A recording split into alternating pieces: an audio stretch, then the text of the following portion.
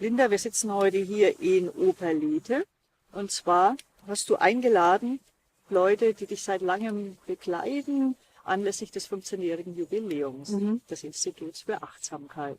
Was ist das heute für dich für ein Tag, wenn du zurückblickst, 15 Jahre Institut für Achtsamkeit und Stressbewältigung? Ich bin so berührt und so dankbar, wenn ich gucke, wie wir alle zusammengekommen sind, von alle verschiedenen Richtungen und Menschen und Leute, die von ganz Anfang dabei waren und jetzt die nächste Generation, was wir auch pflegen und unterstützen. Ich bin eine Dankbarkeit, die geht darüber hinaus. Ja, ich bin erstmal sehr dankbar. Ich denke an meine Lehrer und Lehrerinnen in der Vergangenheit. Ich denke an die Pionieren wie John Kabat-Zinn und anderen, die dieses Arbeit entwickelt hat und es möglich gemacht hat, dass Leute wie ich und anderen das kennenlernen. Und ich merke, als ich angefangen habe, das war ein bisschen, man hat das Gefühl, man war in der Wüste hier in Europa. Also 93, als ich die erste MBSR-Kurs unterrichtet habe, glaube ich war die erste Person in Deutschland, die einen 8-wöchigen Kurs unterrichtet hat. Und das bleibt so ein paar Jahre, bis ich Leute kennengelernt habe aus Holland, der Johann Tinger, der Edel Max aus Belgien und anderen Menschen, Susanne Kersich aus Freiburg. Und da war das Gefühl, wir sind ganz am Anfang etwas ganz wichtig, aber haben nicht wirklich gewusst, wie es entwickelt werden und in welche Richtung. Und wir haben aber schon, und von allem war mir klar, dass die Entwicklung von Achtsamkeit-basierte Ansätze in Gesundheitswesen, in Pädagogik, in Führungskompetenzen, in alle Bereichen bringt etwas, der ganz, ganz wichtig war in der Welt. Dass Menschen konnten lernen, Ressourcen aus dem meditativen Bereich, die aber total eingebettet war im Alltag. Dass die Meditationspraxis oder die spirituellen Wege, die ganz wichtig sind, aber eins, nicht für jede sind, und zwei, nicht immer die Brücke gemacht hat zwischen spirituelles Gedanken und Leben aber wie bringe ich das in meinen Alltag um? Das war immer die Frage von Meditierenden. Gleichzeitig war Nicht-Meditierende auch ganz interessiert, in einer Weg der Achtsamkeit zu kennenlernen, wo das bringt in ihrem Leben ein Gefühl von, ich bin dabei. Ich werde nicht gelebt, sondern ich lebe. Ich werde nicht getrieben, sondern ich bin in Kontakt mit was ich tue und ich lebe daraus. Und ich habe einfach gesehen, als Pädagogin habe ich sofort in MBSR und später andere Achtsamkeit-basierte Ansatz eine genial und sehr fundierte, nicht irgendwelche so schnell aus dem geholt, sondern fundiertes Übertragung, Übersetzen, die Meditationspraxis in eine Art und Weise, die total zugänglich war und von allem ganz praktisch, ressourcenorientiert, wo Menschen wirklich das auch Teil im Leben machen. Und in einer pädagogischen Setting, der erlaubt das wirklich alle zu machen. Meditationspraxis war nicht mehr etwas Spezielles oder so, sondern war wirklich ganz alltäglich, aber fundiert. Für mich war das ganz fundierte, basiert auf die 2005 Jahre alte buddhistische Tradition, aber auch spirituelle Übungen, auch aus anderen meditativen Traditionen, aber dass man das sagen konnte, jeder kann dazu, weil das ist nicht an eine bestimmte Tradition gebunden. Es gab nicht, wenn eine Tradition jetzt entwickelt, dann wird die Achtsamkeitstradition sich entwickeln. But really, I just knew in my heart and bones, this is it. Und ich habe auch selbst persönlich lange gesucht, ein Weg, wo ich selbst kombinieren konnte, meine Erfahrungen in der Pädagogik, in der Meditation, sowohl als auch in der meditativen Körperarbeit. Ich habe 20 Jahre lang Tai Chi und Qigong unterrichtet und ich habe gesagt, this is it. Und anscheinend hat der Welt das auch akzeptiert. Und akzeptiert ist nicht nur akzeptiert, sondern gesehen. Die wissenschaftliche Forschung, die theoretische Forschung, die praktische Entwicklung. Heutzutage, wenn ich gucke, ich sehe nicht 3 oder 4 Achtsamkeitslehrer, ich sehe Hunderte und vielleicht in ganz Europa auf jeden Fall Tausende, die jetzt gut ausgebildet sind und das in der Welt bringen. Und der Welt braucht es. The world needs a way. Menschen, wir brauchen einen Weg, wo wir in uns selbst sein können, um gleichzeitig in Kontakt mit alles zu sein. So, anyway. Das war ja wahrscheinlich damals, als ich angefangen habe, noch gar nicht abzusehen, wie Achtsamkeit hier tatsächlich explodiert in den letzten 15 Jahren. Und wenn du so drauf guckst, ihr müsst ja Hunderte von Lehrern ausgebildet haben. Wir haben mittlerweile über 1000 Lehrer. Über 1000 Lehrer. Nicht nur in Deutschland. Also wir sind tätig jetzt mittlerweile in 8 europäische Länder.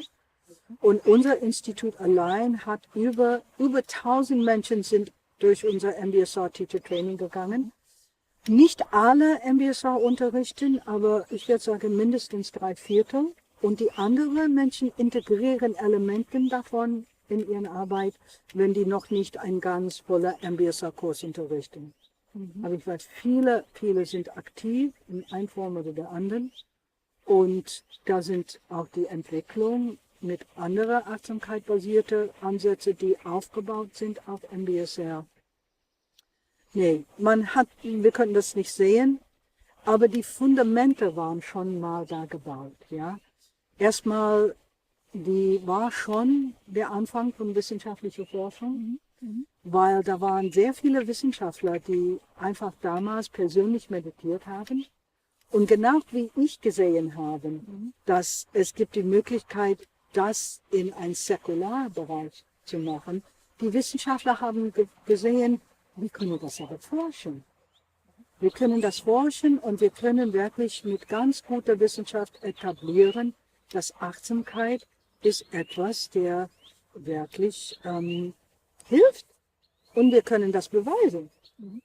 Und über die Jahre, am Anfang, die Wissenschaft steht ein bisschen in der Kinderstadium, aber mittlerweile, wir haben ganz tolle Forschung und Interesse und vor allem wichtige Resultate, die beweisen, dass es wirkt und dass es eine ganz vernünftige Alternative zum nur Medikament.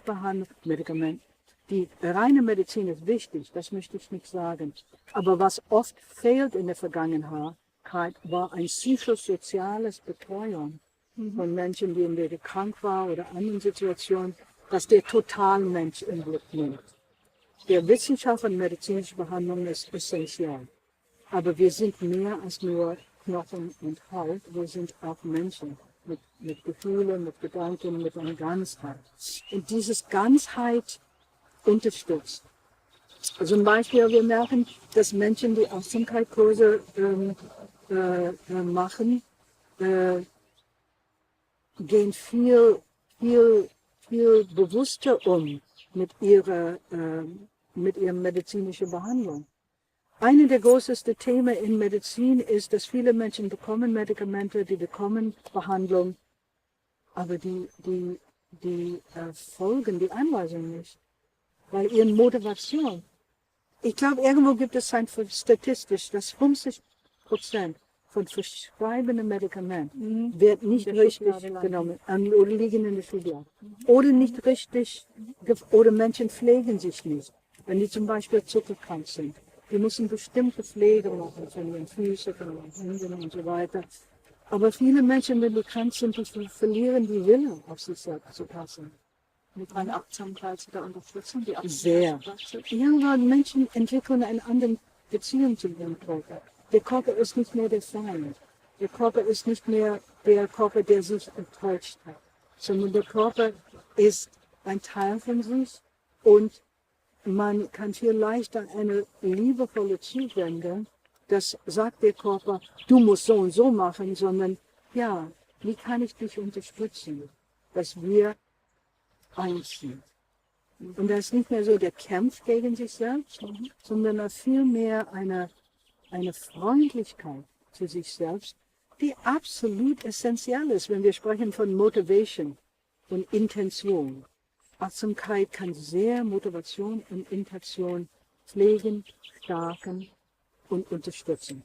Es ist aber manchmal man denkt, Achtsamkeit ist eine Wunder. Nee, Achtsamkeit ist nicht leicht. Es muss geübt werden, es muss praktiziert werden, es muss richtig unterrichtet werden.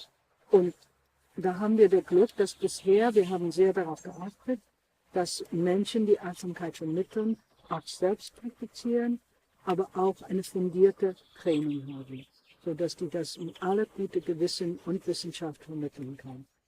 Und das habe ich ein bisschen auch unsere Rolle gesehen als Institut. Am Anfang waren wir der Einzige in Deutschland, mehrere Jahre. Und wir haben von Anfang an gesagt, wir müssen bestimmte Standards haben. Wir müssen Menschen haben, die Meditationserfahrung haben, so dass es wirklich fundiert war. And that's important for me. I'm not interested in quick fixes because quick fixes don't last long. But to train people dass das wirklich tief eingebettet sein kann. Yeah. And I love this work. Ich glaube, ich habe noch nie eine Gruppe von Menschen gefunden, die so committed, so bewusst, so achtsam, mit einem großen Verständnis von Verantwortung gegen sich selbst und gegenüber anderen als Achtsamkeitslehrer. We say, we live what we teach, yeah? And we do our best. No one's perfect. But there's a really heartfelt dedication. There's a heartfelt dedication to share this work. Und ich glaube, das ist auch ganz wichtig. Manchmal man sagt zu unterrichten und das hat teilweise ein bisschen negatives, manchmal Verständnis. Achtsamkeitslehrer, erstens, primär, they are sharing a practice that has brought so much to their life, die teilen eine Praxis, die sie so selbst in einer Art und Weise, wo sie wollen auch das in ein achtsam, liebevoller, aber gleichzeitig fundierter Weg mit anderen teilen.